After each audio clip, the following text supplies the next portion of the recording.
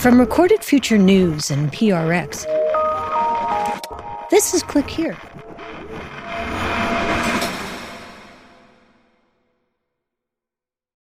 Sue Gordon spent her life working in intelligence. Came right out of school and got a job with the CIA that turned out to be a fit like peas and carrots. She rose through the ranks, held every big intel job you can think of, CIA, NRO, ODNI, and in 2017 she landed a role that sounded more powerful than it probably felt. Principal Deputy Director of National Intelligence. Which is perhaps the worst title in the world. We caught up with her in Nashville at a summit on the future of war at Vanderbilt University. It was mid-April, and the headlines were coming fast and furious. Tariffs paused, NSA Director General Tim Hawk fired without explanation, and CISA, the cybersecurity agency tasked with protecting the country's critical infrastructure, was bracing for more layoffs. And that's where we started. There seems to have been a little more churn than usual in the early days of the Trump administration. Mm-hmm. How do you think our adversaries, and we could pick China or Russia, how do you think they're seeing what's going on? I think they see opportunity. If I went back to my real intelligence roots, I'd say this is a great time for mischief. From Recorded Future News, this is Click Here's Mic Drop, a longer listen to one of our favorite interviews of the week. I'm Dina Temple-Raston. And today, a former career intelligence officer weighs in on chaos, cyber, and what happens when a government seems to forget how its own systems work. Where were you when General Hawk was fired? Reliving my time in the previous administration when each morning you wake up and you go, oh my God. We'll be right back. Support for Click Here comes from Clean My Mac. A cluttered desktop isn't just an eyesore. It wastes mental energy, slows down your Mac, hampers focus. Since 2008, Clean My Mac has helped users optimize their devices, and the latest version focuses on comprehensive care, not just cleaning.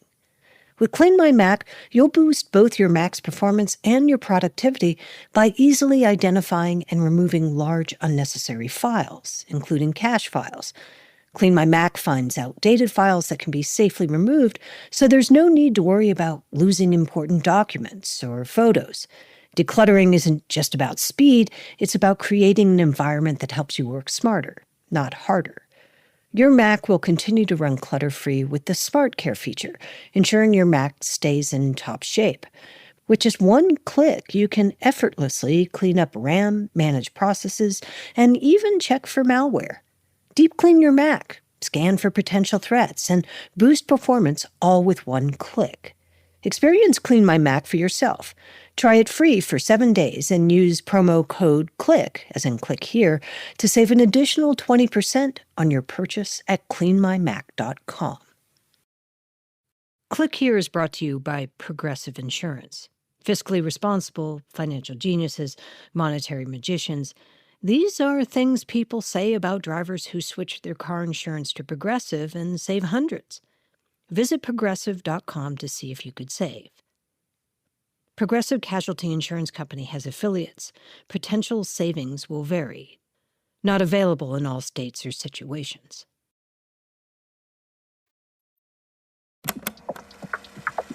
I'm Dina Temple-Raston, and this is Click Here's Mic Drop. When Sue Gordon was Principal Deputy Director for National Intelligence, she had one job that few people ever experience: briefing the president every day. Give us an idea what that was like. What was that like? Every president is different. And since the job of intelligence is simply to present the best view of what is, not what we prefer, because we have no policy responsibility, it's just, can we communicate the best of what we know in a manner that can be heard? And so every time you have a different president, you have to do that differently. What was interesting about President Trump, I I'd probably say three things. Number one, I think he was our first president that was disproportionately economically, not politically military driven. And so his questions fell into areas that we weren't as practiced about talking about as his interests were. Huh. Right. So you can ask me about order of battle for foreign nation states and capabilities and alliances, but the questions about leverage, I think that was a hard thing for us. The second difference was he really didn't understand the government at all. Zero. What does that mean? How it works, who has what responsibility, how you move it to achieve what you want. Mm-hmm. And you kind of have to know that. And then the third piece is he had, particularly for intelligence, he trusted others more than us. So that was almost for the first time the intelligence community having to say, we're used to being sacrosanct, and now we have a guy that will call up a friend of his and he believes them more on South Africa than us. And so if you put those three things together with the impatience and confidence of a Donald Trump, you can see how we think we're trying to help him get where he wants by sharing what we know. And he's like, I just want to do it. I mean, it was a romp. I mean, I love the intelligence community and I love the kind of purity of our mission, which I think he didn't understand. I think he conflated it oft times with the FBI. And he can make whatever policy he wants. But we would like him to know what we know and to understand how not to misuse what we don't know. We thought he had the what and we had the how. I think what seems to be done now is he's got the what and he tells them how. Now, listen, if you've got a career government employee sitting here, here's what I'll tell you. It was so slow, too costly, probably too big, not responsive enough to a changing world. But you do have to have a vision of what you want to do, and you do have to have an idea of how that system works. Like, would you hire me to be the CEO of ExxonMobil? I don't know. We'll wait till the end of the interview. But you're doing pretty well so far. Probably no, but not, I get it. right? I'm not a professional CEO. I might be Right. good enough to be a startup CEO, but I'm not good enough. And so I think that's the problem is government does have a sense to it, even if it needs to be modernized. And when you don't see that and you just have people who just do things because they can, you run the risk of breaking things that you don't understand. Not out of malevolence. Just out Yeah, of, I say, I don't think you have to be malevolent No. to cause damage. Exactly. You just have to be maybe not understanding something. Elon Musk, I think America is awesome. I think what he has built with SpaceX and what we've done in terms of putting things in space at lower cost and Starlink, I think is absolutely awesome. And when that rocket blows up, who the hell cares? Right. There are going to be a lot of people who care, who have come to count on something that is produced by people who simply create the quiet that things happen in. And when that isn't there, I just worry after that. The quiet that things happen in. That's a nice phrase. One of the things as an intelligence officer, I think you do is you kind of see things from maybe an adversary's point of view. Mm-hmm. How do you think our adversaries, and we could pick China or Russia, they're different, I think, in the way they're seeing what's going on. How do you think they're seeing what's going on? I think they see opportunity. I think for the longest time, the United States has had kind of a stranglehold on global actions and global integrity. And putting aside any of the political discussions about tariffs and the need to rebalance trade and all those things, yay. But the greatest strength America always had was friends, that people would choose to be friends with us. And I think that was clear. Now, in a digital world, economic forces are more important than political military. Protectionism is more economic.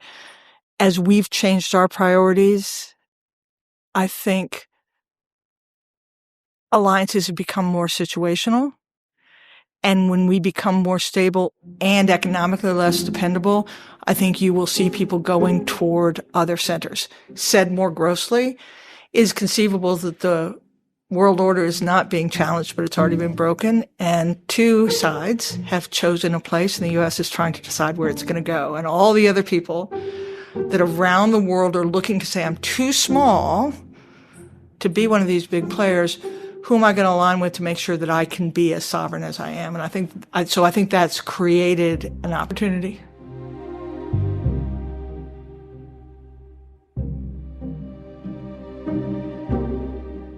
When we come back, Sue Gordon on the Doge cuts, Signalgate, and the surprising decision to fire NSA Director Tim Hawk.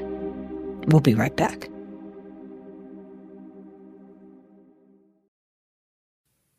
This show is sponsored by BetterHelp. Therapy should feel accessible, not like a luxury. With online therapy from BetterHelp, you get quality care at a price that makes sense. And it's convenient. You can join a session with a click of a button, helping you fit therapy into your busy life. Plus, you can switch therapists at any time. With over 30,000 therapists, BetterHelp is the world's largest online therapy platform, having served over 5 million people globally. Your well-being is worth it. Visit BetterHelp.com/click here to get 10% off your first month. That's BetterHelp, HELP.com/click here. There's a lot going on right now. Mounting economic inequality, threats to democracy, environmental disaster, the sour stench of chaos in the air. I'm Brooke Gladstone, host of WNYC's On the Media. Want to understand the reasons and the meanings of the narratives that led us here, and maybe how to head them off at the pass? That's On the Media's specialty. Take a listen wherever you get your podcasts.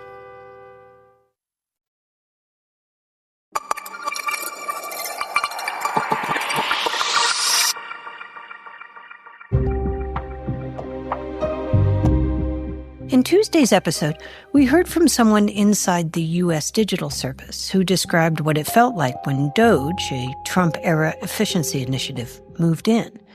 She said it didn't feel like reform. It felt like a purge. People were being fired. Systems were being gutted. And the people making those decisions didn't seem to understand how fragile the government's digital backbone really is. And that is one of the things that keeps Sue Gordon up at night. The president is just not the national security decision maker. The work of national security is done by the thousands and thousands of people. The people who do the daily work of protecting the country, who don't make policy but need to understand it in order to implement it. If they're left out, or worse, undercut, the system suffers. When you don't include them, you don't connect to them, or worse, you undermine them, how does the system work? How do we have any conversations with our allies and partners to do things? How do you get the American people to willfully suboptimize their lives so that something good can happen if you're telling them that none of that is working? I just feel it's so destructive. And when the system actually breaks, our adversaries are watching. What went through your mind from like an IC perspective, an intelligence professional perspective? Okay, so again, this is a really consequential moment where everything that was doesn't work anymore. She compares it to an invisible earthquake. Everything looks the same, but none of it works anymore. The problem, she says, is that evolution won't fix it. It needs reinvention. And for the cyber world, that moment of reinvention isn't coming. It's already here. And do you feel this is a consequential moment in the cyber realm in particular? Holy smokes, yes. Okay, tell me about that. Well, cyber is just, it has changed everything. It has changed the projection of power. Now, anyone for $1.380 can go any distance across any barrier to do anything with volumetric effects.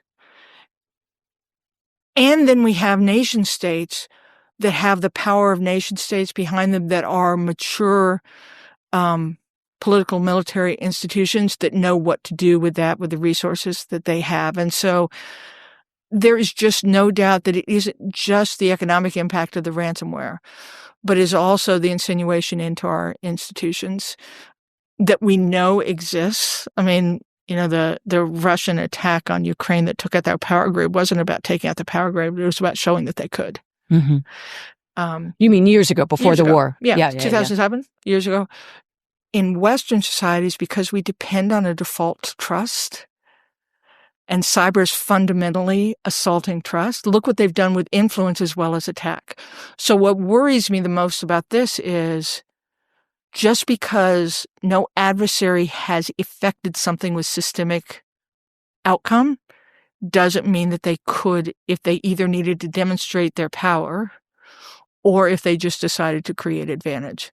And I just don't think we're talking about it in the way that will help American decision makers, whether that's the population or whether that's a business leader or even the government, saying, how are we going to do this? How should we be talking about it? That's a major threat. First, we have to understand what we want to do.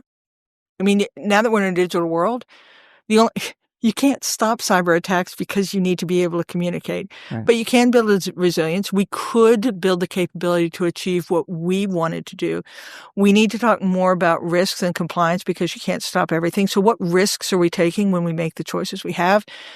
Putting so much pressure on companies to defend themselves against nation-state attack is just myopic. We still talk about cyber as though it's this capability. What it is just the new means to achieve the objectives of any interested party. Said differently, advancing their interests at the expense of ours. Mm-hmm. And we need to start talking about it in that way, because if we understood some fundamentals of what people want to get and achieve, then we would say that now all that is being done digitally. Now, how do we think about that? So everyone who is insecure in their connected device has created a pathway for someone who wants to use it to go to somebody else. And at one point in my career, I was on the cyber actor side. Legally, of course, that's what we do. Right. So, on the cyber actor side, and we're lazy. I'm not going to go after the hard thing. That's resources I don't have. I'm going to find the easy way to it. So what was it? What's the meat packing? The world's largest meat supplier is coming back online today after making significant progress against a ransomware attack. Brazil-based JBS was forced to cease cattle slaughtering operations at 13 of its meat processing plants in the United States. Who would have ever thought? And the answer is, but it was right at the time that supply chain really mattered. And so it was both an actual effect and a terroristic effect. Colonial Pipeline, too. Colonial Pipeline. Right. Great example. We caused the shortfall because we didn't have enough wisdom there to understand the difference between the business system and the system. So we actually caused the shortage. Right. Because we didn't. So I just think that there's this need for education for people to understand that it isn't just a technical thing that is reserved for obvious targets, but it is ubiquity. And so let's talk about each person's risks and interests, and then the collective responsibility. So as with almost any topic we're going to talk about, I think we need to have better conversations with the American people. So what we're hearing from the Trump administration is they want to lean forward a little bit more on offensive cyber. Mm-hmm. And this has always been a bit of a third rail for people. It is. For lots of good reasons. For lots of good reasons, right? Including that we have an incredible attack surface here, meaning the United States. Do you think the way to go is to lean forward on offensive more than we are? Or has that sort of been baked in now, you think? What a great question. I think we have to have a vision of what our interest and what our objectives are. One of the things I'm proudest of about America is that we do actually have a standard. I mean, there are reasons that we haven't done some things that ever done, is that we do worry about coupling effects in the digital domain, much as our military cares about civilian casualties different from others. And so I do think we need to think more about a world where this is the threat surface. Think about what our vision is, about what we need to do for both deterrence, for the ability to respond when we must. But I hope that where we're starting is from that place rather than give me a cyber action.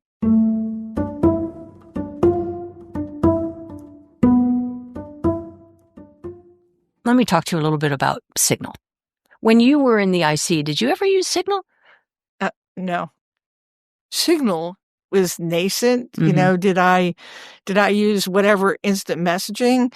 Yes, never for business, for God's sake. Right. So what was your reaction when you saw all that? I am really loath to assign bad intent to anybody. I do think new administrations do suffer from not understanding why things are done a certain way. Back to this, what weight of responsibility. This isn't new. We had to take President Obama's BlackBerry. So, the horror just, Right. Is misplaced. There are a couple things that are worrisome about it.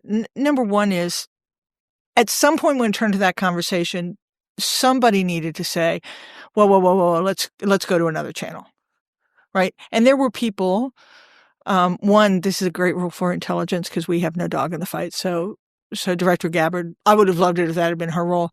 But Mike Walsh and Marco Rubio, they're seasoned professionals. Right. They could have. So I guess that's what could have happened. Right. I think it shows that they're not using their professional staff, or the professional staff has been so denuded, because this is where you call get me a secure thing.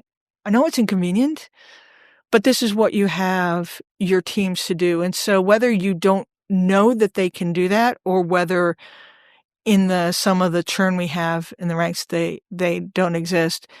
And then I think the piece that for me was the most disturbing was the suggestion that it was inconsequential. And I'm an intel officer. Man, that was a target-rich environment, right? And it was a target-rich environment just in the conversations that they had after about it. But I wouldn't presume that our adversaries and competitors don't have the ability. And just because there was no action on that operation, which, yay, I'm so glad it was successful, and yay, doing those things, I don't think that necessarily means that it hasn't been penetrated. The one thing I'd say to the question of why do people have Signal, it's because with Signal, I would tell every leader that that's what you should use to arrange your dinner plans. Mm. So Signal for dinner plans. Yeah, so people don't know where you are. you don't get pattern of life. We don't, right. or who your friends are, or what routes you Right. take. I mean, so there's a really good reason for Signal being used by people who are of interest to our adversaries and competitors, but not for that kind of conversation. Tell me if I'm wrong about this, but if, say, for example, you had spyware that was dropped on a personal cell phone, even though Signal is encrypted, you would be able to see everything, right? It depends on where it is in the stack that it's located. Right. But you don't know. Right. You just don't know. And all our devices are so complex now, it's hard to even back into all the processes that are running in all sorts of places. So now I will say, when Dave Petraeus was the director of the CIA, he was absolutely relentless on the insufficiency of secure communications at the speed he wanted to operate. And I was his director of support, and we had tussles over, but you must be secure. And he's like, but I must move fast. You know what that interaction caused? We got better technically on the secure communications. And so if what comes out of Signal is it just wasn't responsive enough to what had to happen. Now, that isn't seem to be the conversation that was actually going on. That was not this is nothing to see here, is what we're hearing. Yeah. But I do think, let's not forget that things move on, that there could be exigencies that mean that our secure infrastructure isn't what we need. Yeah, people in 2025 and beyond, you need to be able to operate from where you are at the speed you need to operate. So let's get on with that development securely. So if you were whispering to NSC Director Waltz about what the cyber plan would be, what kind of advice would you give him? What should our cyber plan be? We have all the capabilities we need, probably. We are incredibly technically capable. We are largely unprotected because the gap between what we can do governmentally versus what can be affected locally is huge. To choose an example that isn't super popular right now, but it's what Chris Krebs did with CISA post 2016. We realized that our state and local governments that actually do run our elections were woefully underprepared for it, and so we invested in it. So that's one, is that we have the capabilities. You need to make sure it's connected all the way through it.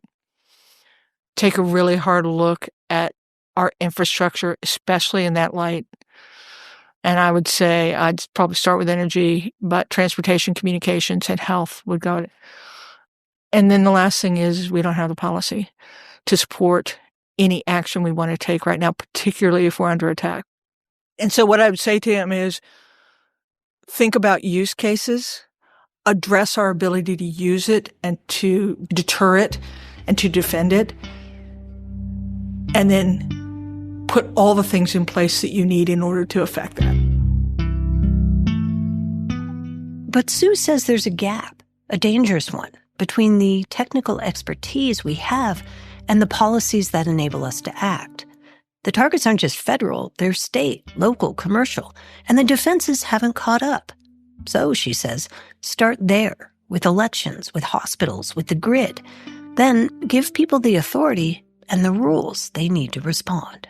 She says intelligence is still her favorite part of government. Not because it's perfect, but because at its best, it's a kind of flashlight in a dark room. So, I told you intelligence is my favorite. But I would love it if it reimagined itself as though it were newly designed today rather than in 1947, because this is a very different information world. It's a very different partnership world. It's not 1947 anymore. It's not even 2007. The rules have changed. The adversaries have changed. And so has the information itself. Now it's faster, fuzzier, and everywhere. So I think they need to double down on all the information that the world has. Double down on finding patterns so that you can have more understanding than capability knowledge, and find ways to present that information so it helps decisions at the speed you have. Intelligence isn't just about knowing what's true. It's about knowing what's coming.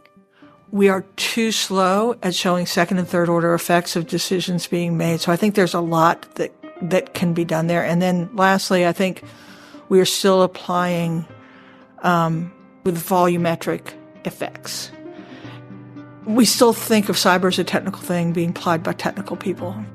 And I think we really need to break out of that and just see that it's a modality and get that to be more in our wheelhouse. But I think intelligence has the potential to be the hero of this moment's story, just as it has so many times in the past.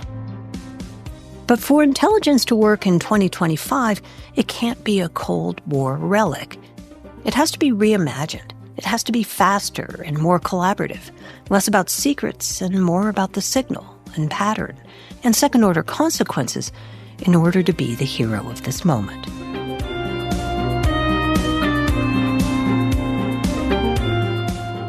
From Recorded Future News, this has been Click Here's Mic Drop. It was written and produced by Megan Dietrich, Sean Powers, Erica Gaida, Zach Hirsch, Lucas Riley, and me, Dina Temple-Raston. It was edited by Karen Duffin. We'll be back on Tuesday with an all-new episode of Click Here. Have a great weekend.